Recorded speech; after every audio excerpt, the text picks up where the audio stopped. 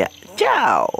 Kita kembali lagi di kata-kata Mustafa, membahas sesuatu yang ada di sekitar kita tapi kita tidak akui keberadaannya. Dan yuk, seperti di judul, kita akan membahas tentang ateis dan misoteis. Mungkin kalian akan lebih mendalami lagi di Google atau di berbagai macam sumber mengenai misoteis dan ateis. Saya sering bahas tentang ateis, tapi kayaknya saya jarang atau bahkan belum pernah membahas tentang misoteis. Ya, misoteis memang agak lebih langka begitu ya, bahasa atau kata yang lebih langka, dan merupakan paham yang memang nggak terlalu akrab di kalangan masyarakat zaman sekarang, khususnya di Indonesia, karena memang kerap kali misoteis ini juga seperti sering dianggap seperti ateis, padahal ada perbedaan yang signifikan dan pemahaman yang signifikan tentang misoteis ini. Dan begitu saya memahami tentang betapa misoteis ini penting bagi sebagian orang agar diketahui, saya itu juga kadang-kadang itu suka apa ya, suka ngakak sendiri, karena nggak jarang saya ketemu dengan orang yang ternyata dia misoteis tapi dia mengaku-ngaku dirinya ateis dan merasa dirinya bahwa sudah melewati berbagai macam pergumulan yang membuat mereka cukup dikatakan sebagai ateis begitu ya. Dan ini cukup meresahkan menurut saya, karena ya bahaya aja gitu kan ya, bahaya aja saat seseorang mengaku-ngaku dirinya sudah melewati berbagai macam pengalaman tapi dia tetap mengakui dirinya sebagai ateis, padahal ternyata mereka adalah misoteis. Dan memahami dan mengakui bahwa kita mendapati sebuah kesalahan atau melakukan kesalahan dan mengkoreksinya, ini penting menurut saya ya. Jadi misoteis itu adalah singkatnya atau awamnya adalah kebencian kita terhadap Tuhan atau kekecewaan kita terhadap Tuhan. Dan saya rasa hampir seluruh orang sering gitu ya mengalami ini, dan bahkan ada orang yang meninggalkan agama atau kepercayaannya karena dia merasa kecewa atau benci atau marah terhadap Tuhan. Nah, yang lucu adalah saat orang menjadi atau merasakan kemisoteisannya atau kebenciannya terhadap Tuhan, dia kerap kali merasa bahwa dirinya menjadi seorang ateis. Jadi sangat berbeda ya antara membenci, kecewa dengan tidak percaya atau tidak lagi memahami bahwa Tuhan itu ada. Sangat berbeda, signifikan sekali. Yang terjadi di kalangan masyarakat atau di kalangan manusia saat dia menjadi misoteis, mereka merasa bahwa kebenciannya itu tidak dijadikan sebagai landasan bagaimana aku harus memahami atau melihat perspektif atau sudut pandang tentang Tuhan. Jadi saat orang menjadi seorang ateis, dia akan memahami atau mencari tahu, kenapa sih aku bisa nggak percaya Tuhan sedangkan orang lain bisa percaya Tuhan. Tapi sedangkan misoteis, dia akan menghabiskan waktunya untuk meresahkan masyarakat. Saya sering kali ketemu sama orang itu ya, yang bahkan dia itu jadi kayak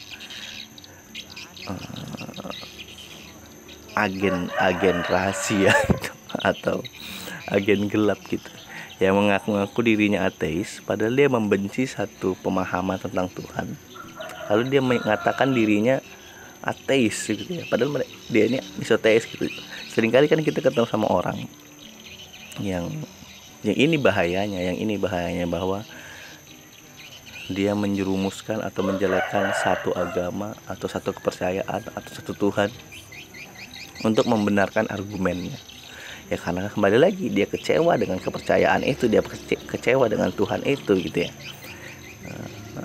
Dan ini adalah unsur-unsur kenapa kita tidak bisa berdamai. Dan saya rasa misoteis juga bisa berupa satu pecahan atau satu perkembangan dari orang yang membenci satu kepercayaan tertentu. Dan sekali lagi kita turut berbelasungkawa terhadap kejadian bom bunuh diri di Makassar. Semoga itu tidak melibatkan satu organisasi atau satu kepercayaan tertentu. Dan ini adalah salah satu misoteis pada organisasi atau kepercayaan tertentu gitu ya. Karena dia merasa bahwa Tuhannya yang benar, Tuhan yang lain salah. Tapi enggak juga begitu. Ya artinya saat orang mendeklarasikan dirinya sebagai misoteis, artinya dia membenci semua Tuhan. Artinya semua kepercayaan. Dia tidak percaya dengan semua kepercayaan dan tidak percaya dengan semua Tuhan karena mereka benci atau kecewa dengan Tuhan-Tuhan tersebut. Dan rata-rata yang saya temui, orang yang sebenarnya misoteis ini agak toksik saat membicarakan sebuah agama atau kepercayaan. Sehingga saya sering jelaskan bahwa kalau kita melihat orang yang pure atau murni ateis, sebenarnya ya mereka lebih religius secara ateis gitu ya, maksudnya secara duniawi, secara kemanusiaan. Berbeda dengan orang-orang misoteis yang mengaku ateis tapi dia sering menjerumuskan atau menjelek-jelekan kepercayaan yang ada atau Tuhan-Tuhan yang ada gitu ya. Seperti mungkin dia bilang agama A itu nggak ada karena begini, agama B itu nggak ada karena begini. Karena ya begini, saat kamu mempelajari sesuatu dan dasarnya adalah kebencian atau kekecewaan, ya kamu nggak akan memahami kepercayaan itu sebagai kepercayaan yang bisa memahami kebaikan gitu ya. Saat orang agak berdamai ini, kadang-kadang dia akan mengatakan bahwa ya semua agama itu mengajarkan kebaikan, namun caranya aja yang berbeda untuk menuju ke titik akhirnya gitu ya. Kan itu yang sering kita temui. Tapi kalau misoteis ini enggak, agama A itu begini karena begini, agama B itu begini karena begini. Ya kesan-kesan negatifnya aja yang selalu dibawa gitu ya. Karena dia mempelajari atau memahami berbagai macam agama itu dengan kebencian.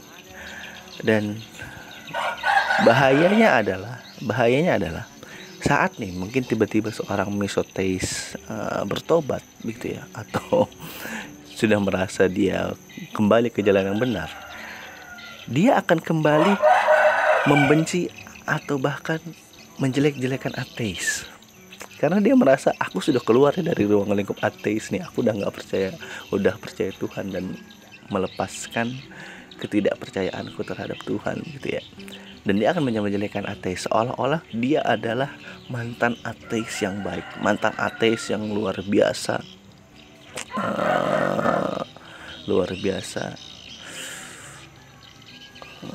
profesional gitu, ahli gitu ya. Dan sekali lagi orang-orang begini yang mengaku-ngaku bahwa dia adalah mantan ateis padahal misoteis, dialah yang gak akan meninggikan atau mengindahkan prinsip kemanusiaan.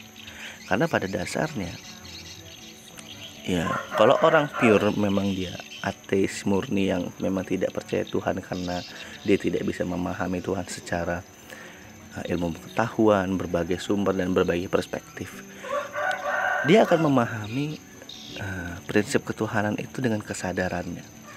Artinya dia kalau ada waktu untuk mempelajari kepercayaan tertentu, dia akan mempelajarinya dengan damai dan dengan prinsip dasarnya adalah mencari tahu, bukan dasarnya ada kebencian. Tapi saat ada orang mantan misoteis yang mengaku ateis dan menjelek-jelekan ateis, maka ya yang akan ditemukan adalah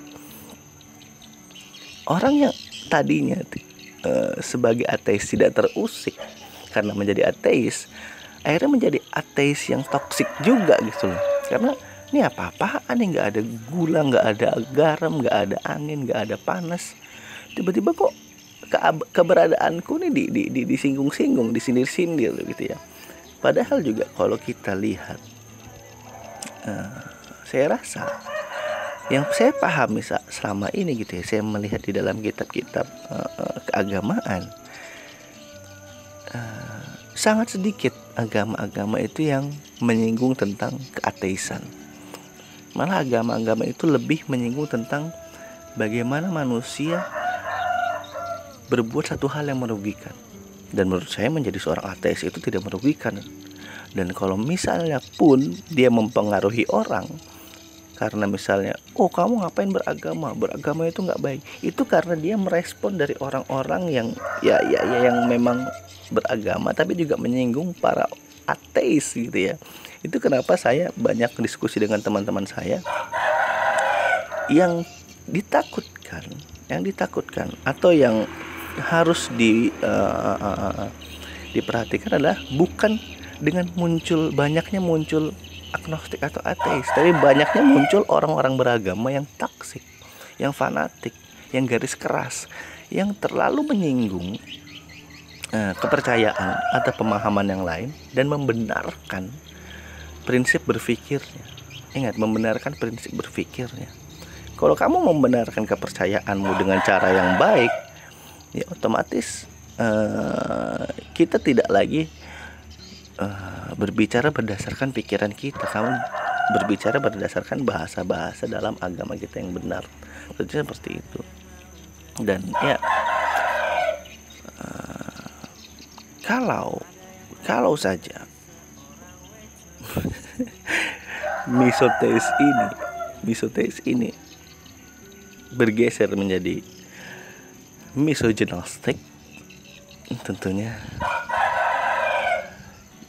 tidak akan lagi ada pemahaman yang meragukan prinsip kebertuhanan atau kepercayaan itu sendiri. Tapi ya lucu kalau seseorang yang bangkit dari kebencian tapi mengatasnamakan kebaikan. Ciao. Besok bohong, besok jujur, besok munafik, terserah.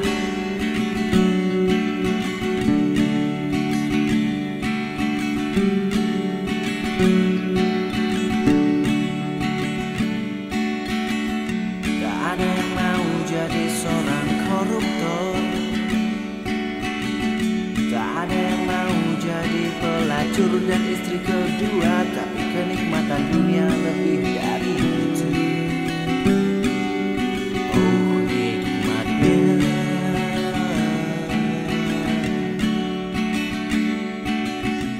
lahir dibaptis besar naik haji hati pelangi, mulut suci hati kasar otak ditaruh di biji, terserah.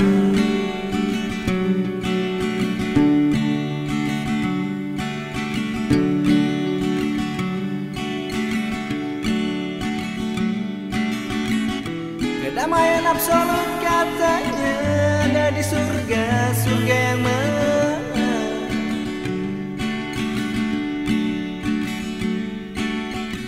Katanya ikuti saja Tuhanku, ayolah Tuhan, Tuhan yang mana?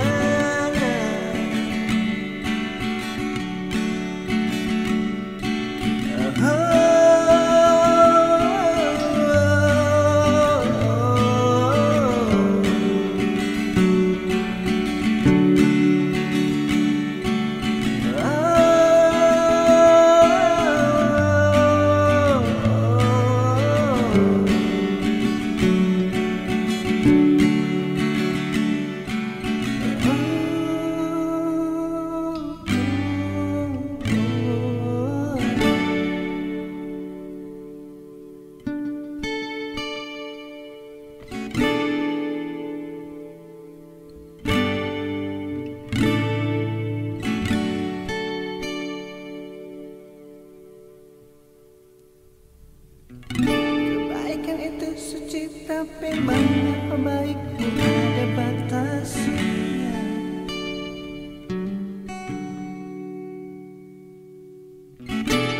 Bagaikan tak terbatas katamu.